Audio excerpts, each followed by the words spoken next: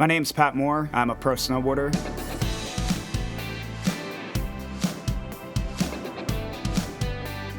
I'm from a small town called Holderness, New Hampshire. Being from that small town, we are also really close to this ski resort. Growing up in that park was almost like my second home. I could be my own person there, whereas, the other side of like Holderness, New Hampshire was, football, soccer, like all the normal sports. So it was a really cool way to kind of get away from normal life. My life at home wasn't exactly like the most perfect scenario. My parents split up when I was like maybe 7 or 8. It had a lot to do with my dad's drinking. And we split our time like a week with my mom, a week with my dad. And my dad was just super hard on my older brother, just really being like super judgmental and just hard on him. Kind of through that, when we ended up being in school together, he just kind of relayed that onto me. I would go snowboarding, and that was kind of like my place to get away from real life. And then I would go to high school and was just terrified, just living with fear. From the very first moment that I was in high school until the day that I graduated, I hated every moment I was in there.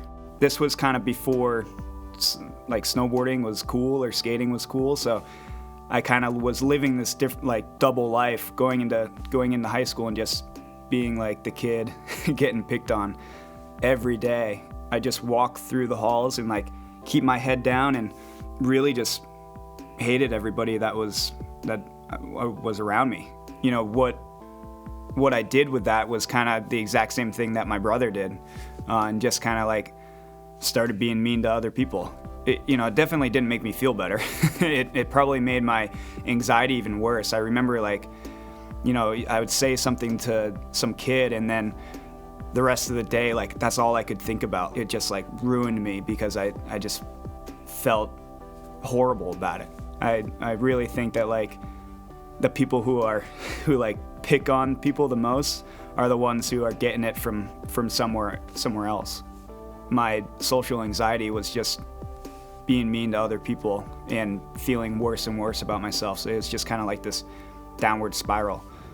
And it really took me until my senior year when I left. I moved to California, ended up just doing high school online. I was doing really well with snowboarding, getting photos in magazines and being in videos and stuff, and just getting on forum. Here I am, like at 17 years old, like I just bought my own house and have a new truck, and like I'm doing things with my life, but I can't go get coffee and talk to somebody because I have so much fear, like for what that person is gonna judge me as. I became a recluse. Like I really lost all like social abilities. It really took going back home to New Hampshire when I was like 24 to kind of realize what I was doing. I found a new outlet, and that was actually talking to someone. Actually going and seeking help and seeing a psychologist was a huge step. I was able to kind of see what I was doing to block out like these people and feelings.